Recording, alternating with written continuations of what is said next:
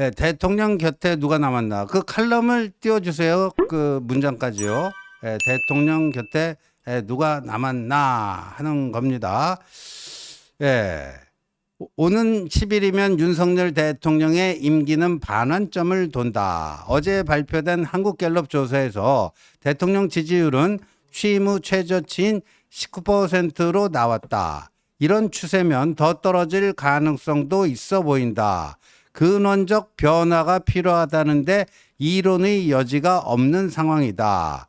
위기 원인은 복합적이지만 결정적인 것은 공정과 상식이라는 핵심 가치의 붕괴라고 생각한다.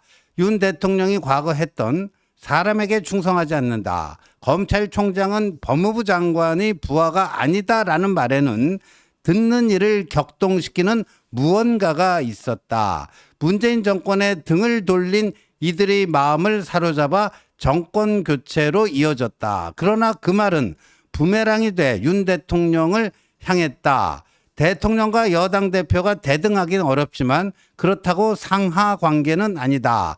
검찰총장이 법무부 장관의 부하가 아니듯 여당 대표가 대통령의 부하는 아니다. 그런데 윤석열 정부에서는 대통령 뜻에 따라 당대표가 갈리는 일이 반복됐다. 총선이 코앞인데 당대표 역할을 하는 비상대책위원장에게 나가라고 하는 일도 벌어졌다.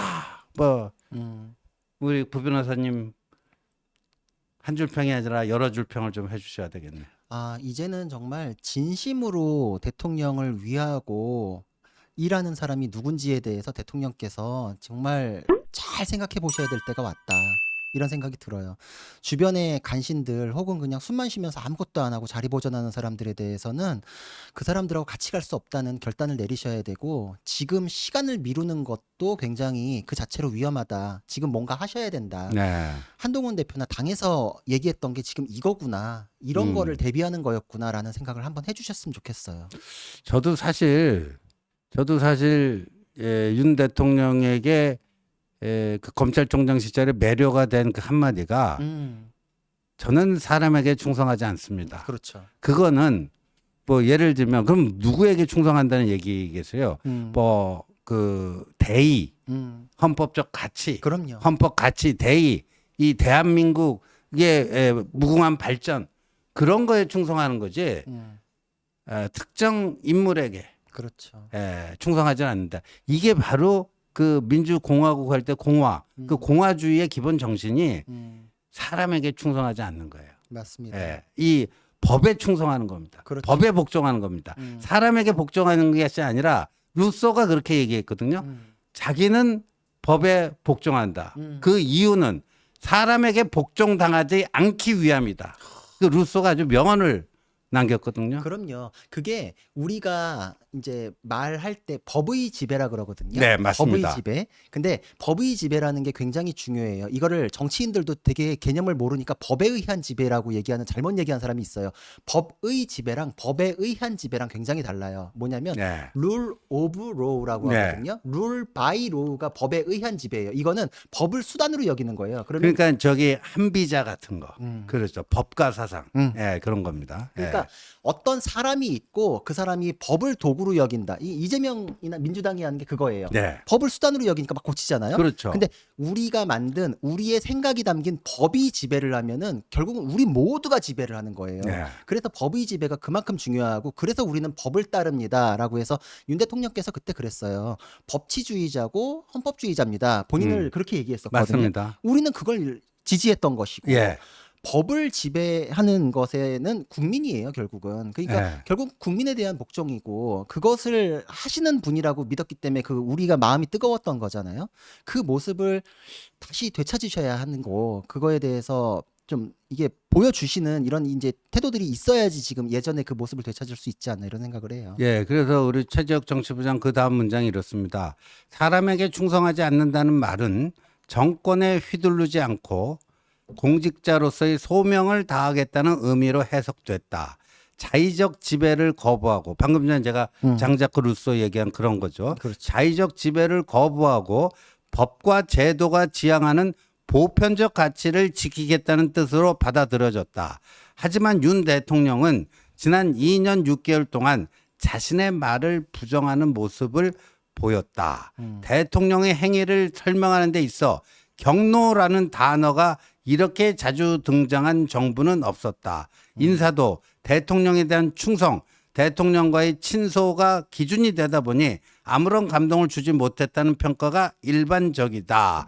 인사는 대통령이 발신하는 중요한 메시지인데 할 때마다 검찰 라인, 김건희 여사 라인이라는 뒷말로 덮였다. 이빠른 보고를 했다가 윤 대통령에게 당신은 누굴 위해 일하는 거냐라는 식의 말을 들은 용산의 참모들은 단명했다. 예. 그러면서 지난 2021년 윤 대통령이 대권 도전을 선언했을 때 실무진을 포함해 능력 있고 촉이 좋은 자원들이 윤 대통령 쪽으로 집결했다. 이제 그들 대부분이 흩어졌다고 봐도 무방한 상태다. 아, 참 이 부분이 아파요. 아프죠. 저도 뭐 그때 그 초기에 합류해서 같이 했던 사람으로서 이 부분이 정말 가슴 아픕니다. 가슴 예. 아프죠.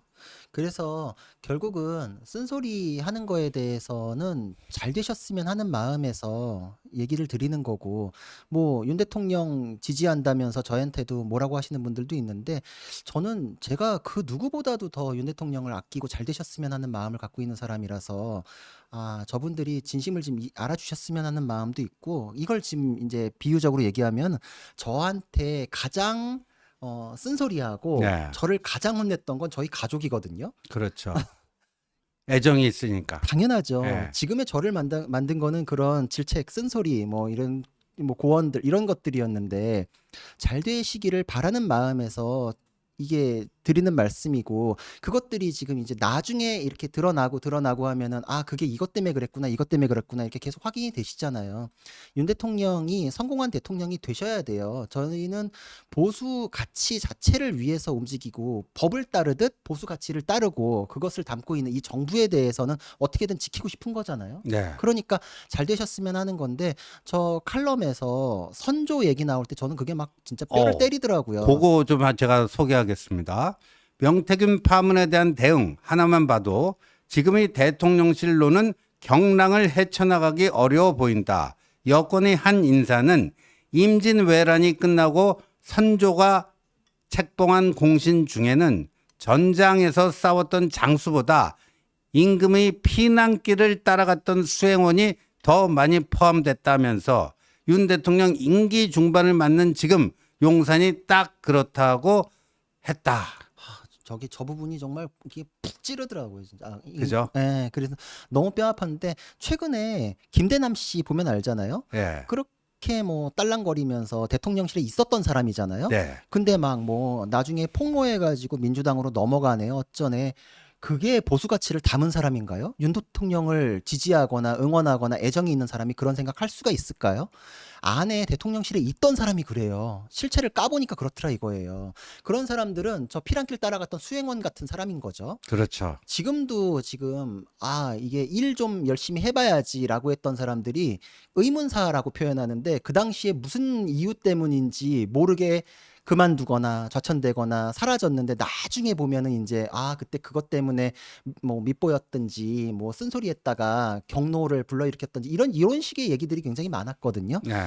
근데 정말 이게 맞습니다 이렇게 아부꾼들만 옆에 있으면 대통령께서 눈과 귀를 가려지는 것 같은 상황이 벌어져요. 지금 잘 되셨으면 하는 마음에서 이렇게 뭐 자기 욕 먹고 이렇게 하는 것도 불쌍하는 사람들에 대해서 왜 저럴까에 대해서 생각을 해보셔야 돼요. 한동훈 대표랑 얘기할 때도 그래요. 지금도 정말 무지성인 사람들이 그래요. 대통령 지지율이 20%가 무너진 거에 대해서는 뭐 당정 간의 관계나 유난 갈등 때문이다. 그러니까 똘똘 뭉쳐서 응원해줘야 되는데 한동훈 대표가 딴 얘기해서 대통령 지지율이 빠졌다. 이렇게 네. 얘기한 사람이 있거든요. 네. 이게 어떻게 생각하세요? 그러니까 민심과 얼마나 동떨어진 얘기입니까? 그러니까 뭐 해석은 자유로했지만 뭐 어제 이제 한국갤럽 19% 나와서 또 문화일보 자체 조사는 17%. 네. 그래서 뭐 비상등이 켜졌는데 지난주에 20에서 뭐 그냥 1% 깎인 것 같고 뭐 이렇게 호들갑 떠느냐. 네. 뭐 그렇게 얘기하는 사람이 있는가 하면은 한동훈이 비협조적으로 나오니까 대통령이 또 저렇게 헤매는 거 아니냐. 또 한동훈 탓을 하는 사람이 있고 근데 참 제가 볼 때는 그 진짜 어디 뭐 뒷다리 긁는 얘기도 아니고 그거보다 한참 못한 얘기인데 그래서 저는 윤석열 대통령의 위기는 윤석열 대통령의 이 현재 그 맞이하고 있는 이 위기는 사람에게 충성하지 않는다. 공정과 상식이 지배하는 세상을 만들겠다라고 하는 윤석열 정신의 실종에서 비롯된 것이다. 윤석열 정신의 그 실종에서 비롯된 것이 현재 역설적으로 윤석열 대통령의 위기다. 그러니까 이 위기 해법은 간단합니다. 윤석열 대통령께서 윤석열 정신으로 사람에게 충성하지 않고 이 좌우 이런 걸 다 떠나서 공정과 상식이 지배하는 세상 그 정신으로 돌아가시면 모든 게 다 풀립니다. 그럼요. 그리고 아까 그 얘기도 정말 팩트로 반박할 수 있는 게 한동훈 대표가 뭐 그 대통령 지지율 떨어지는 거의 원인이라고 할 것 같으면 같이 조사된 데이터가 있잖아요. 그렇죠. 한동훈 대표에 대한 지지율도 올랐고 국민의힘에 대한 지지율도 올랐어요.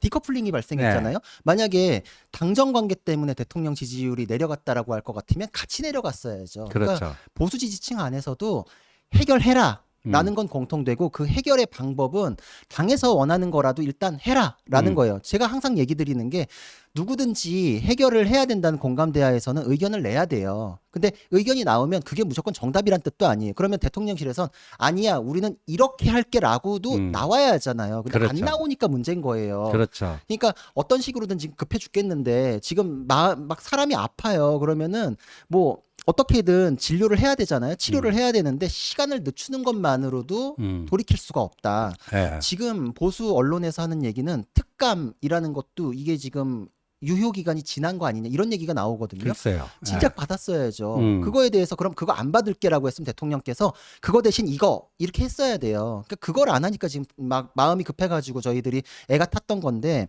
보수 지지층에서 이 지지율이 대통령 한동훈 대표 그리고 국민의힘 이렇게 네. 지금 따로 노는 거는 무겁게 받아들여야 돼요. 네. 보수 지지층에서는 어떤 식으로든 해결해라. 그리고 지금 안을 낸 거는 한동훈 대표와 국민의힘이기 때문에 요거대로 하고 만약에 이게 싫으면 구체적으로 뭘 내라. 네.